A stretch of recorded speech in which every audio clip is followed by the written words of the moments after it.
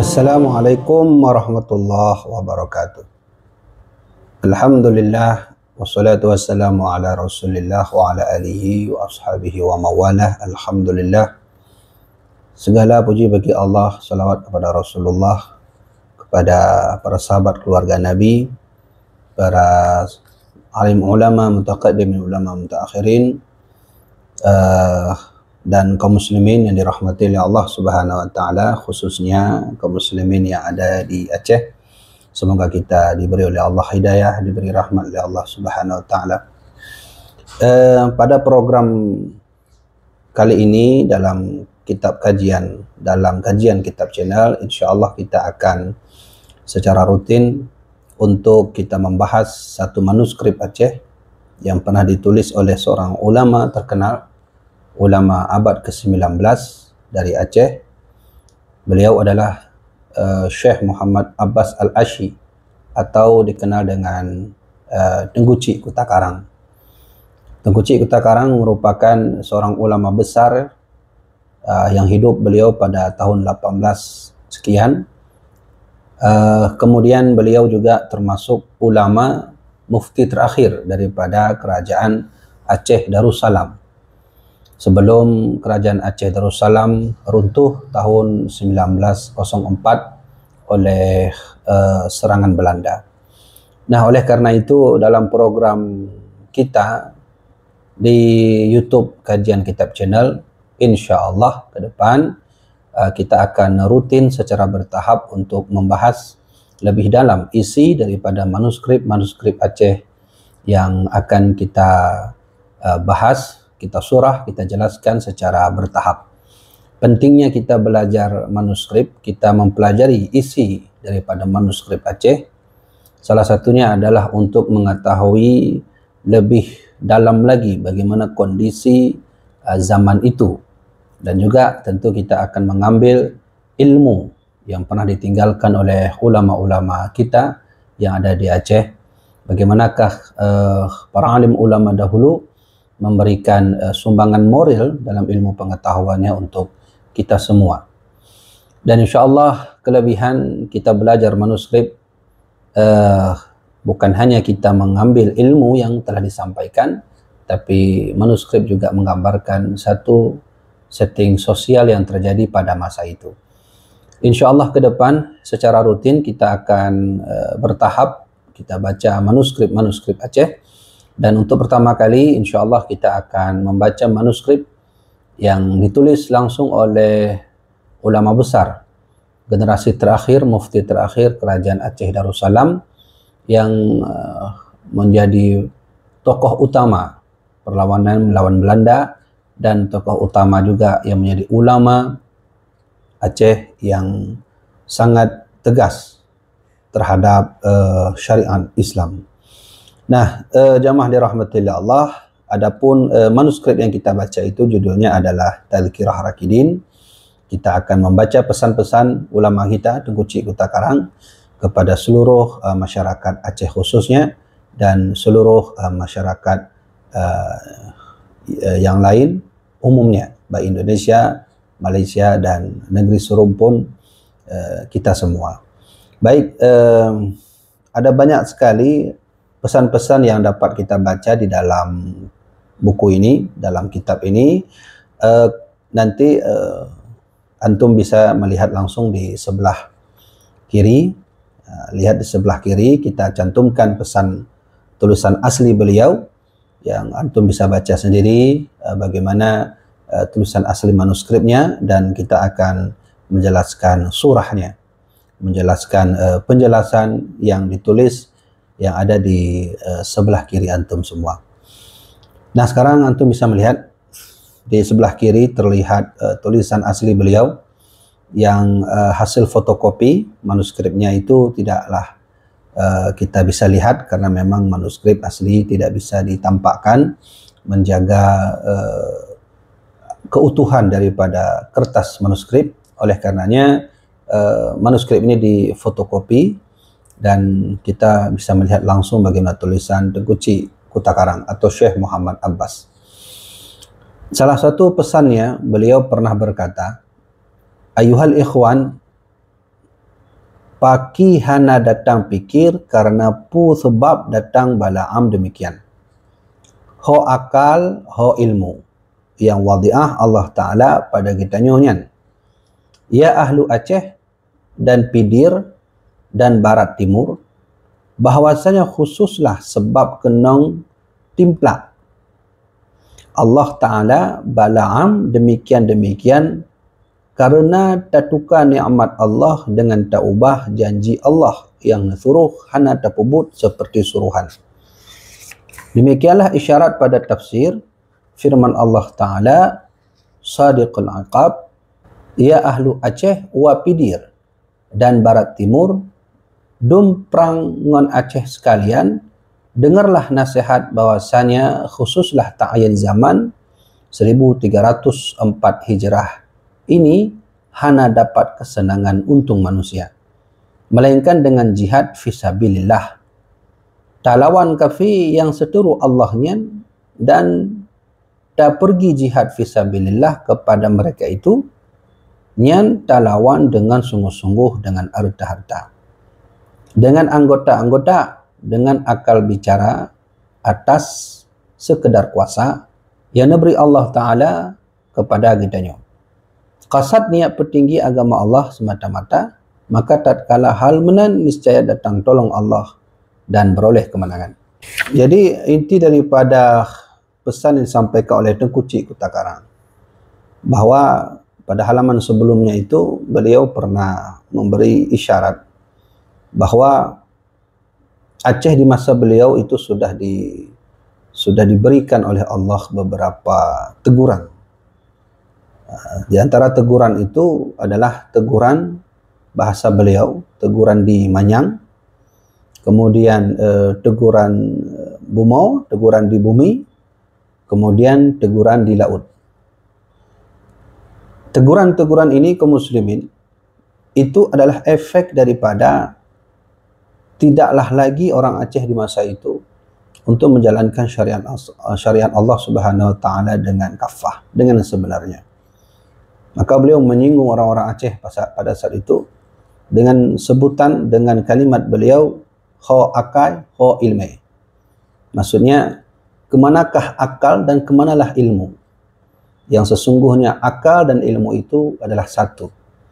Tidaklah mungkin adalah akal itu berdiri tanpa dengan ilmu. Tidaklah mungkin ilmu itu ada tanpa dengan akal. Sebab karena terpisahnya antara akal dengan agama, inilah merupakan hal yang menjadikan bala yang terus Allah turunkan untuk orang-orang Aceh. Tengku Cik Kota Karang berkata, sebab Aceh ini tak pernah maju lagi, Aceh ini tidak pernah bangkit seperti mana dulu lagi, yaitu masa Iskandar Muda, karena Allah telah memberikan teguran kepada kita, berupa teguran yang membuat kita harus sadar bahawa ilmu agama dan ilmu akal atau lainnya dunia dan akhirat itu tidak dapat dipisahkan. Kita bisa sebut di sini, kita baca bagaimana gambaran teguran yang Allah berikan untuk kita orang Aceh. Tengku Cik Kota Karang pernah berkata bahwa ada bala yang Allah turunkan di Manyang, dan bala itu sudah terjadi pada masa Tengku Cik Kota Karang. Dan tentu kaum muslimin, ulama itu sangat sensitif terhadap keadaan alam, karena ulama ini sangat dekat dengan Allah, dan tentu perubahan alam juga sangat mereka tahu. Sebab itulah ulama itu oleh Nabi Muhammad, beliau berpesan kepada kita, ittaqu firasatal mu'minin, kamu itu harus takut dengan firasat orang-orang yang beriman. Tentu orang beriman ini adalah ulama. Fa innahu yanzuru bi nurillah, karena para alim ulama itu bisa merasakan cahaya Allah. Oleh karenanya, perubahan zaman yang tidak menentu pada masa Tengku Cik Kota Karang itu disebabkan tangan-tangan kita orang Aceh yang tidak mau lagi menyatukan antara akal dan agama, antara dunia dengan agama. Itulah sebabnya Tengku Cik Kota Karang, kita bisa lihat di samping kalimat beliau, tentang bala-bala yang telah Allah turunkan untuk orang-orang Aceh sebagai teguran bagi kita untuk kenapa kita tidak mau ikut sebagaimana petuah para alim ulama dulu. Coba perhatikan di sebelah kiri antum semua. Situ tertulis bahwa bala yang Allah turunkan untuk kita itu adalah bala yang pertama, bala di Manyang. Tengku Cik mengatakan bahawa bala di Manyang itu hujan hana mekri. Hujan hana mekri artinya adalah hujan tidak tentu lagi kapan terjadi. Seharusnya di musim hujan itu hujan, di musim kemarau itu kemarau. Tapi di masa itu Allah tidak lagi membuat aturan tertib turunnya hujan, dan ini adalah sinyal dari Allah. Menurut Tengku Cik Kota Karang katakan bahwa Allah telah membuat satu teguran bagi kita semua. Dan tentu efek daripada hujan yang tak menentu adalah dapat mengakibatkan kekuatan ekonomi kita hancur, melemah. Yang seharusnya kita harus tanam padi di bulan-bulan tertentu, tapi kan tidak hujan, maka bergeser ekonomi itu dan menjadikan kurang ekonomi kita, yang alhasil masyarakat tidaklah dapat merasakan ekonomi dengan baik. Itu kata beliau, berarti hujan hana mekri ya. Kemudian hana meuban boh kaya dan hanjut. Hana meuban boh kaya hanjut. Artinya adalah buah-buahan juga akan menjadi masalah ketika air hujan itu tidak teratur lagi. Maka oleh karena itu, efek daripada air hujan tidak menentu mengakibatkan beberapa buah-buahan, kemudian biji-bijian, ataupun yang kita tanam di atas bumi ini menjadi rusak, menjadi tidak menentu. Nah kemudian beliau juga katakan, maka kehasilan jatuh atas getahnya datang kekurangan. Sebab dari turun air hujan yang tidak menentu juga menjadi kekurangan bagi kita semua. Ekonomi melambat dan akan merembes kepada kemiskinan yang semakin bertambah. Itu adalah azab yang pertama yang disebut oleh Tengku Cik Kota Karang sebagai sinyal dari Allah bahwa Allah sedang menegur kita hari ini. Dan kaum muslimin, apa yang kita lihat hari ini di Aceh terjadi, bahwa memang kemiskinan di negeri kita ini sangatlah sulit untuk kita hapus, sangatlah sulit untuk kita memberikan kaum muslimin yang miskin, yang fakir untuk makmur dalam ekonominya. Sebab kenapa? Karena Allah telah memberi teguran bagi kita bahwa salah satu tegurannya air hujan tidaklah turun secara tertib lagi. Kemudian Tengku Cik Kota Karang berkata, bala di bumi juga Allah turunkan. Kalaulah tadi kita mendengar bala di Manyang, yaitu hujan, sekarang bala di bumi. Beliau berkata bahwa bala di bumi itu seperti pertanaman, penghamaan, mego itu menanam, itu tidak sempurna juga. Itu juga sebab karena tidak turunnya air hujan. Nah, kemudian beliau juga berkata, efek daripada Allah menurunkan teguran atas kita dengan bumi yang tidak jelas lagi, tanah yang tidak jelas lagi, adalah akan mudah datangnya penyakit sejuk su'um. Sejuk itu artinya dingin. Penyakit dingin, dingin badan, panas. Selain kita merasakan dingin, tapi tubuh kita panas, demam. Kemudian juga termasuk tidak cukuplah makanan atas kita. Itu adalah efek daripada kondisi bumi kita yang kurang baik. Air hujan pun tidak tertib turunnya dan mengakibatkan hal-hal yang tidak kita inginkan, termasuk penyakit yang turun. Nah, yang terakhir beliau katakan ada sinyal yang Allah turunkan untuk kita orang Aceh sebagai teguran dari Allah. Tengku Cik Kota Karang berpesan, ada bala satu lagi yang telah Allah turunkan atas Aceh ini. Beliau berkata bahwa bala yang terakhir itu adalah bala di laut. Bala di laut adalah bala yang terjadi di laut. Apa itu? Datangnya kafir Belanda di negeri kita ini. yang menjadi sebab bahwa kita harus berperang jihad fisabilillah melawan mereka. Apa sebab mereka datang? Tentu kekuatan kita melemah, tidaklah kuat lagi seperti mana dahulu yang kekuatan kita pernah ditakuti oleh negeri Eropah, tapi saat itu Belanda datang ke sini dengan mudahnya karena sebab kekuatan kita sudah melemah. Nah, kaum muslimin rahimakumullah, ini adalah wasiat pertama Tengku Cik Kota Karang kepada kita bahwa kita semua mau tidak mau hidup di bumi Allah ini harus kita jalankan perintah Allah. Sebagaimana yang telah tercantum dalam Al-Quran dan hadis, segala pesan-pesan yang ada di dalamnya adalah merupakan undang-undang yang wajib kita amalkan, kita terapkan di muka bumi ini sebagai amanah yang telah Allah berikan kepada kita selaku khalifah yang sudah ditentukan olehnya. Kesimpulannya dari apa yang kita dapat ilmu dari Tengku Cik Kota Karang adalah bahwa Tengku Cik Kota Karang atau Syekh Muhammad Abbas adalah seorang ulama besar yang tentu sangat faham bagaimana beliau mengkondisikan hukum dan kondisi zaman yang ada pada masa beliau.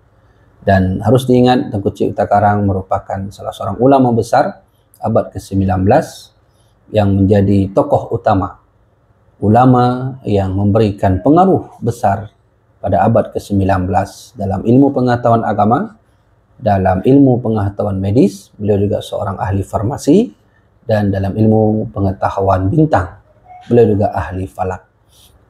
Kaum muslimin rahimakumullah, khususnya orang-orang Aceh, jangan pernah tinggalkan agama dan jangan pisahkan agama dengan akal. Kalaulah akal sudah terpisah dengan agama, tentu rusaklah agama itu, tentu rusaklah akal itu. Maka orang Aceh, khususnya antum semua, kita semua bermazhab Syafi'i, berakidah Ahlus Sunnah wal Jamaah, dan bertasawuf kepada Junaid Al-Baghdadi. Demikianlah pesan yang dapat kami sampaikan sebagaimana manuskrip yang telah kami bacakan. InsyaAllah pada bab yang kedua nanti kita akan mendengarkan nasihat yang lain dari Tengku Cik Kota Karang. Dan insyaAllah suatu saat nanti kita juga bisa di selang-selang sisi lainnya, sisi waktu lainnya, kita juga baca manuskrip yang lain. Dan yang jelas kaum muslimin rahimakumullah, khususnya orang-orang Aceh, di channel Kajian Kitab channel ini kita akan mengkaji secara bertahap pesan-pesan ulama Aceh yang akan kami kutip langsung dari manuskrip asli beliau. Baik nanti kita akan baca manuskrip tulisan dari ulama-ulama Aceh atau tulisan dari raja-raja Aceh. Ke depan kita akan membahas lebih dalam lagi pesan Tengku Cik Kota Karang. Oleh karenanya jangan lupa share sebanyak-banyaknya video ini untuk memberi pengetahuan, kita berbagi kepada teman-teman dan sahabat untuk lebih mengetahui dalam tentang agama dan apa yang disampaikan oleh ulama-ulama kita. Jangan lupa terus ikuti channel ini dengan cara mensubscribe, like, dan berikan bintang terbaik Anda untuk channel ini. InsyaAllah kita bertemu lagi pada bab yang kedua, kajian yang kedua tentang pesan Tengku Cik Kota Karang. Assalamualaikum warahmatullahi wabarakatuh.